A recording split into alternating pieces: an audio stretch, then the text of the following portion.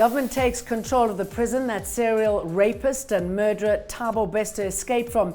We ask, what else happened in that jail? The only way to get drinking water is when the pipes burst. Small mercies for those still without that basic human right. People locked inside and ignored as a fire wipes out cells in a detention center in Mexico. Hello, I'm Jane Dutton. This is Eyewitness News. After the horses bolted, government has now taken back control of the privately run Mangaung prison from G4S after Tabo Bester, the Facebook rapist, escaped from there in May. Indeed, government is embarrassed. It's an embarrassing situation that a convicted criminal with sentence to life and 75 years escapes from prison. That's why Cabinet has instructed law enforcement to make sure that he gets recaptured as soon as possible. Correctional services have confirmed the escape and the cover-up of his murder in a prison fire. A new temporary director for the prison has been appointed after the current one from G4S, Johan Tron, was removed. And in another high-profile parole matter, Oscar Pistorius is to appear before the Correctional Supervision and Parole Board tomorrow to apply for parole, but he's still in for a wait before he finds out whether or not he's been successful. Pistorius is currently serving a prison sentence of 13 years and 5 months for the 2013 murder of his model girlfriend, Reva Steenkamp, who he shot through the bathroom door of his Pretoria East home on Valentine's Day that year. There was initially some confusion around when Pistorius' sentence had actually started and when he would become eligible for parole because of the changes over the years. Last year, the sentencing court issued a communique essentially confirming that the sentence had started in July 2016, and so Pistorius would only become eligible this March. D-Day has now come, though, with his parole hearing scheduled for Friday.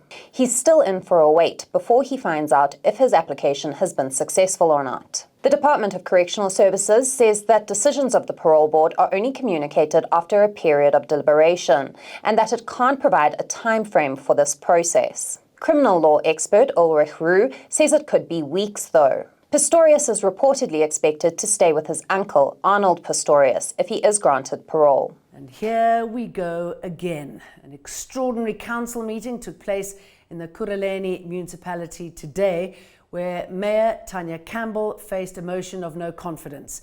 The ANC-EFF coalition has an overwhelming majority in council and already occupy the chief whip and speaker position. So let's see how that motion played out.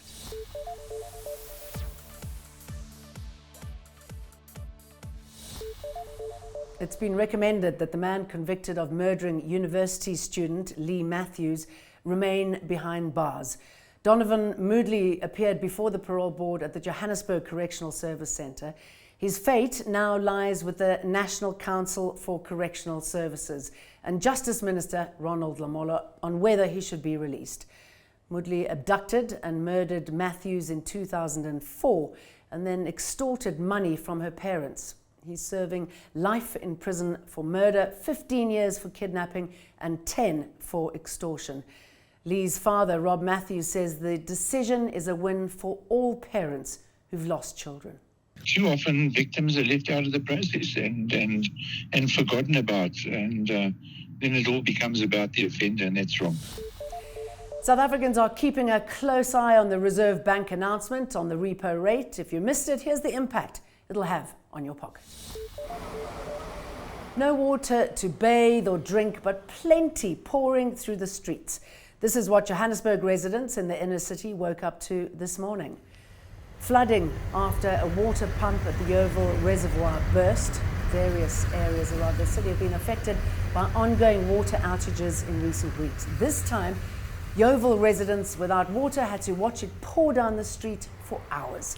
It's understood that residents attempted to fill buckets with the overflowing water in attempts to save the precious resource. Operational challenges at the Yeoville Reservoir. As a result, certain areas in the Yeoville Tower have had no water to intermittent water supply. And these areas include Yeoville, Berea, Bezuidenhout Valley, Parktown, Westcliff, and some parts of Linksfield. Arrangements have been made for alternative water supply in the Yeoville Tower Zone. President Cyril Ramaphosa was asked what interventions are in place to ensure people get access to all services like healthcare, water, and sanitation during power cuts. Among the priorities announced in the State of the Nation address is to address the impact of load shedding on different sectors of society and the economy. This includes ensuring the continuity of basic services, particularly to the poor in our country. Work is underway to ensure that critical facilities are excluded from load shedding, where the network configuration allows for this and where it is feasible to do so, without increasing the risk of higher stages of load shedding. And these include areas such as commuter rail infrastructure, bulk water systems, facilities that are essential to the production of energy. Missing and out of action, Cape Town's former housing MMC has gone AWOL, and the party is unable to serve him with a letter of suspension. Lucy Boy was fired last week after a police raid involving fraud and corruption. The raid is believed to be linked to ongoing cases of construction extortion in the metro. He's a very talented young man, and I've always been a great fan of his, and remain very, very hurt by and distraught by what has happened. But the fact is, my first and primary responsibility is to protect the integrity of the city. Hill Lewis says the last time he heard from Boy was the day he fired him. And a Siberian tiger has been found living in appalling conditions in a residential area in Muldersdrift near Johannesburg. Last week, the NSPCA received reports from residents there about this exotic animal being transported onto private property. The animal was found in an enclosure that was inadequate. Thankfully, this big cat was rescued alive and charges will be laid against the owner. A homicide investigation is underway in Mexico following the deaths of 39 migrants at a detention center. Staff have been accused of doing nothing to rescue them from a blazing fire. This video shows guards leaving as the flames engulfed a cell with people locked inside. They've also been accused of leaving cell doors locked. Some detainees were burnt beyond recognition. Decades after they were declared extinct in India, 4 cheetah cubs have been born. Their mother is a cheetah relocated from Namibia. The births have been described as a momentous event and a massive win for wildlife. And our Prime Media family is getting bigger. Our sister station, 947, has welcomed Moete Tsiki, better known as More Flava, to its lineup. As fans would know, his experience is vast, having released a number of electrifying house music compilations and singles, and has been on the turntables DJing for 11 years. More Flava will be on your radio weekdays between 9 and 12, and we are delighted to welcome him here. Thanks for watching. See you again tomorrow. Like and subscribe. Eyewitness News, in touch, in tune, and independent. For the latest, log on to ewn.co.za or ewn.mobi.